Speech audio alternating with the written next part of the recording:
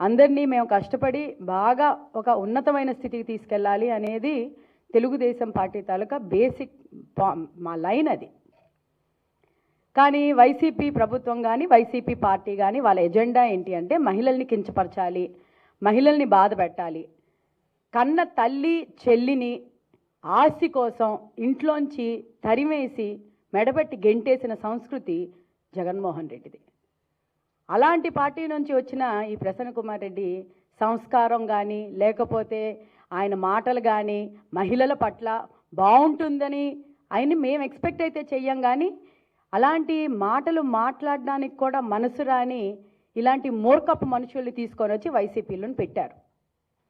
ఈరోజు మహిళా లోకానికి కానీ మహిళా జాతికి కానీ ఎంతగానో ఇన్స్పైరింగ్గా అందరికీ ఆదర్శంగా ఉండే అమ్మ నారా భువనేశ్వరి గారి మీద అనుచితమైన వ్యాఖ్యలు చేయడానికి ప్రసన్న కుమార్ రెడ్డి వచ్చాడు.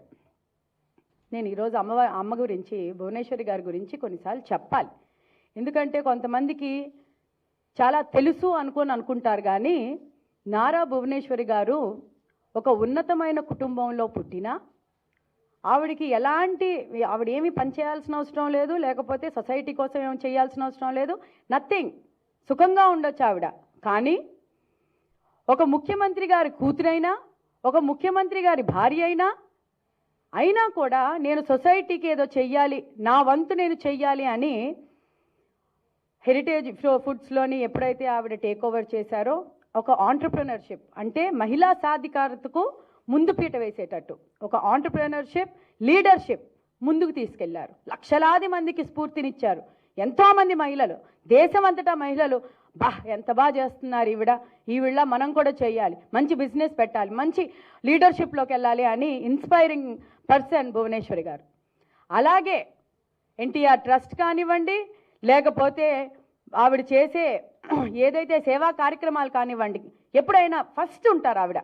వరదలు కానివ్వండి, విపత్తు కానివ్వండి, ఏదైనా విపత్తులకు వచ్చినా కూడా ప్రతి ఒక్క దగ్గరికి కానీ ఆవిడ ఫస్ట్ ఉంటారు. అలాంటి భువనేశ్వరి గారి మీద మొన్నటికి మొన్న ప్రసన్న కుమార్ రెడ్డి పిచ్చి వాగుడు వాగడం జరిగింది. ఈ రోజు కూడా ఈ ప్రసన్న కుమార్ రెడ్డి ఆ మహిళల మీద మాట్లాడి చాలా చండాలంగా మాట్లాడతాడు, నీచమైన కమెంట్లు చేస్తాడు అని అనుకొని ఉత్తి నెల్లూరు వరకే తెలుసు. అమ్మ భువనేశ్వరి గారి మీద మాట్లాడిన తర్వాత ఈ నీచుడు ఇంకా మరి దేనికే పనికిరాడు అని మొత్తం ఆంధ్ర రాష్ట్రానికే తెలిసింది.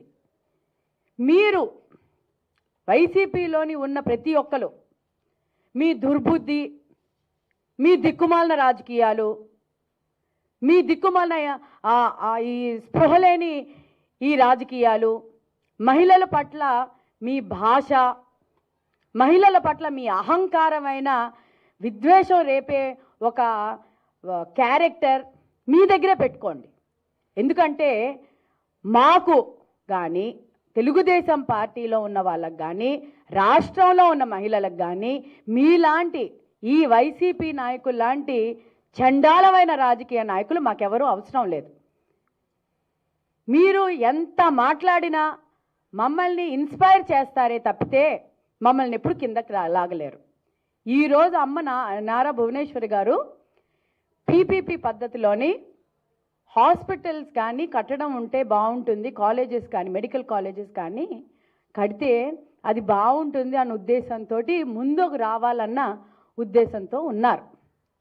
అసలు నేను వైసీపీ నాయకులకు ఒకటే అడుగుతున్నా, అసలు మీకు పీపీపీ పద్ధతి అంటే ఏంటో తెలుసా? ప్రజల కోసం ప్రవేశపెట్టిన పీపీపీ పద్ధతి మీకు నచ్చకపోతే దయచేసి పక్కకు తప్పుకోండి. ప్రజల కోసం ఎవరైనా సేవా దృక్పథంతో ఆంధ్ర ప్రజల కోసం సేవ చేయటానికి ఎవరైనా వచ్చినప్పుడు ముందు వచ్చేటప్పుడు మీరు దానికి అడ్డం పడతా ఉంటే